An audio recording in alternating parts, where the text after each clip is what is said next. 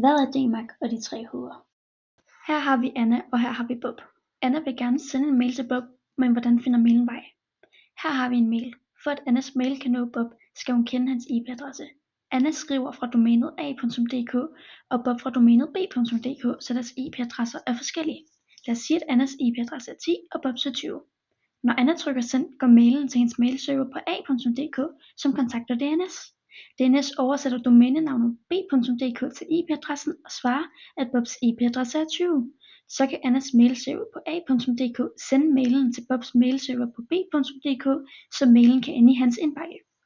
Men hvad kan gå galt? Hacker hans ønsker at sende en mail, der ser ud til at være sendt fra Anna. Han forfalsker Annas mailadresse og beder DNS om Bobs IP-adresse. Fordi alle kan kigge i DNS, giver DNS Bobs IP-adresse, som er 20, til hacker hans. Hacker hans sender fra IP-adressen 30, men bruger Annas navn, så Bob tror mailen er fra Anna. Men heldigvis er der løsninger til at stoppe hacker hans i at sende mails i Annas navn. En af dem er SPF, som kontrollerer hvem der må sende mails, her kendt som det første H. SPF gør, at Anna kan bestemme hvilke IP-adresser der må sende mails på hendes vegne, og Anna kan dermed selv bestemme, at det kun er IP-adressen 10 der må sende fra hendes domæne a.dk. Hvis Anna sætter SPF op, kan Bob se, at en mail fra IP-adressen 30 ikke er godkendt, og dermed ved han, at mailen er falsk og derfor ikke er fra Anna. Desværre er det ikke det eneste hacker hans kan finde på. Hacker hans har opsnappet Annas mail, inden den når Bob. Hacker hans har ændret indholdet, så beskeden "du er sød", som Anna har skrevet, bliver til "du er dum". Hacker hans sender derefter mailen videre til Bob, som nu desværre tror, at Anna ikke kan lide ham. Den anden sikkerhedsmetode hedder DKIM. Det er en metode, som gør, at man kan se, om nogen har ændret i den mail, man modtager, altså det andet H, hvad er sendt.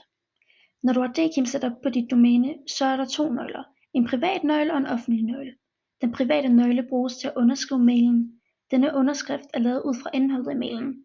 Den offentlige nøgle er tilgængelig for modtageren via DNS, og med den har modtageren mulighed for at tjekke den underskrift, som er lavet af afsenderen.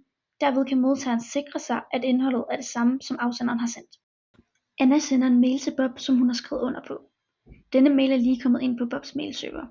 Mailserveren kan hente den offentlige nøgle fra DNS, og med lidt kryptografisk magi kan Bobs mailserver finde ud af, om underskriften er OK, og om indholdet af mailen er det samme, som da mailen blev sendt. Da underskriften bliver godkendt, bliver mailen sendt videre til Bobs mailbox. Hvis hacker hans derimod opsnapper mailen og laver om på indholdet, kan han ikke lave en gyldig underskrift, da han ikke har den private nøgle. Når Bobs mailserver modtager mailen, kan den se, at underskriften ikke matcher den offentlige nøgle, og derved kan mailserveren afvise mailen, før den kommer ind i Bobs mailbox. Bob modtager mange mails hver dag, og det kan være svært at finde ud af, hvilke mails der er ægte, og hvilke der måske er farlige. Men hvordan kan Bob nemt finde ud af, hvad der skal ske med den mail, han modtager fra Anna? Her kommer DMARC ind i billedet. DMARC samler både SPF og DKIM og laver regler for, hvad modtageren skal gøre, hvis SPF eller DKIM ikke bliver godkendt. Her har vi så det sidste H. Hvad skal ske? Når Bob modtager en mail fra Anna, tjekker hans mailserver både SPF og DKIM. Hvis en af dem fejler, kan DMARC fortælle mailserveren, hvad der skal ske med mailen. DMARC fortæller mailserveren, om mailen, der fejler, skal afvises, sættes i karantæne, eller om den skal sendes igennem, selvom der er fejl. For at opsummere, lad os se på, hvordan DMARC beskytter os ved at kombinere SPF og DKIM. De 3 vigtige H'er i DMARC er, hvem må sende, hvad er sendt, og hvad skal ske. Hvem må sende bestemmes af SPF. SPF sørger for, at kun godkendte IP-adresser kan sende mails på vegne af et domæne. Hvad er sendt bestemmes af DKIM. DKIM sikrer, at indholdet i mailen ikke er ændret. Hvad skal ske bestemmes af DMARC. DMARC bestemmer, hvad der skal ske med mails, der ikke opfylder SPF eller DKIM-kravene. Så husk de 3 H'er. Hvem må sende, hvad er sendt, og hvad skal ske. Med DMARC er du godt beskyttet mod falske og ændrede mails.